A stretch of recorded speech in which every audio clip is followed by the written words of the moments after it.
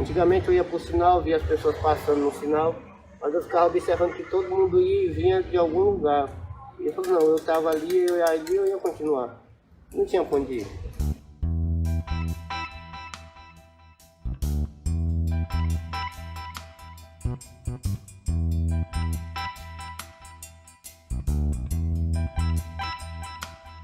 Eu passei mais de 10 anos na situação de rua.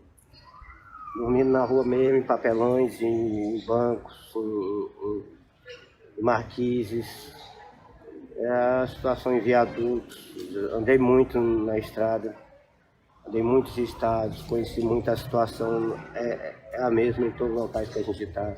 A discriminação dói mais às vezes do que a fome, do que o frio. É bem complicado. Quando você está na rua parece que você não é um ser humano. Só que a gente está no papelão, mas a gente também somos humanos. Somos seres humanos e merecemos atenção. E como seres humanos temos nossas falhas e nossas qualidades também.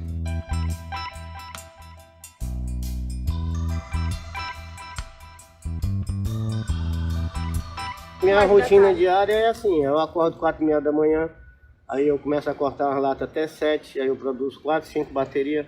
Eu vou para o sinal até umas 8, 9, aí de lá eu volto, aí vou para um projeto social que eu estou englobado, que é o Arte de Rua. A higienização é uma coisa complicada para quem fica na situação de rua, entendeu? Eu, no meu caso, eu procurava apoio.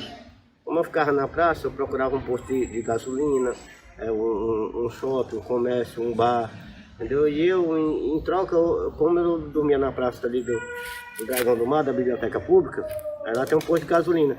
Aí eu tinha um acordo com o frentista, eu lavava o banheiro de manhã, aí eu tomava banho, né, e lavava o banheiro para eles e eles deixavam usar o banheiro à vontade. E como eu trabalhava no sinal lá perto, eu já tinha essa facilidade. Mas nem todo mundo tem essa mesma facilidade e a necessidade não espera.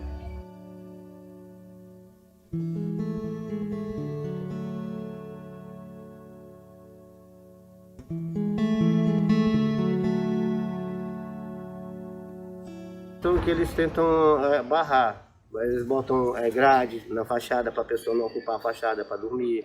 Eles tomam algum tipo de precauções, né, em termos estruturais para que a pessoa não tenha acesso, exatamente para não gerar aglomeração. Isso é constante e o que não existe eles adaptam para as pessoas não se abrigarem em volta. Torneira, eles não deixam entrar para que as pessoas não se juntem para cozinhar. Vários fatores de controle sociais são tomados nesse sentido.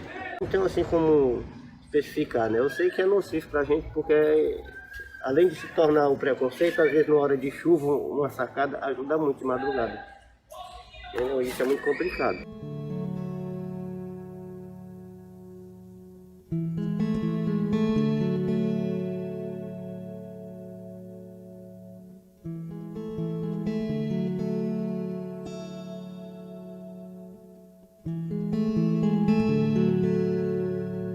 Porque as pessoas não vêm para a rua nem atrás de banheiro. As pessoas vêm para a rua exatamente porque não tem um banheiro. Não tem um banheiro, não tem a sala, não tem a cozinha, não tem um teto, não tem nada. Então o banheiro é uma questão de necessidade fisiológica. O incentivo da rua para a pessoa continuar na rua é o desemprego, é a fome. Esse é o maior incentivo que traz as pessoas para a rua. Não um banheiro. E na rua tem muita gente que precisa de trabalho e quer uma oportunidade.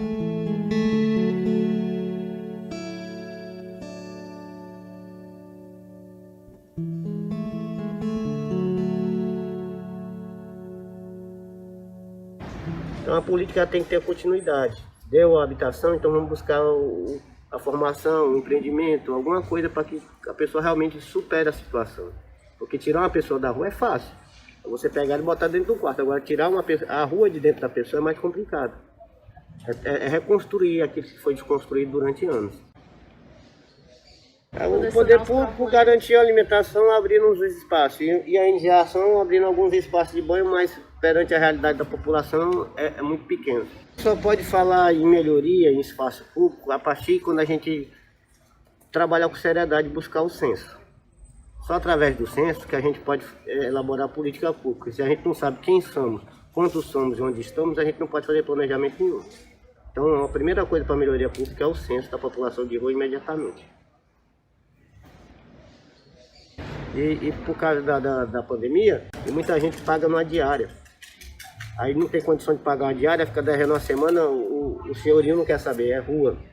Se antigamente era 300 quentinhas, hoje em dia são 3.000, porque as pessoas não estão tendo emprego e acabam parando na rua. Então assim, leva os filhos, leva a família e acaba fomentando e aumentando, e a política ainda é a mesma para aquele número de pessoas que existiam antes da pandemia, que já não servia.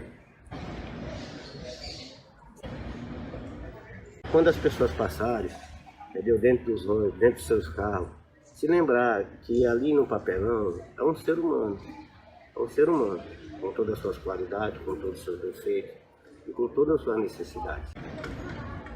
Porque só no isolamento que a gente fomos enxergados. Porque saiu todo mundo da rua e só sobrou a gente. Então aí começamos a ter outra visibilidade. Porque no isolamento a gente já vivia, no meio da população, mais isolado no meio do povo. Mas em termos de política, ainda nada, né?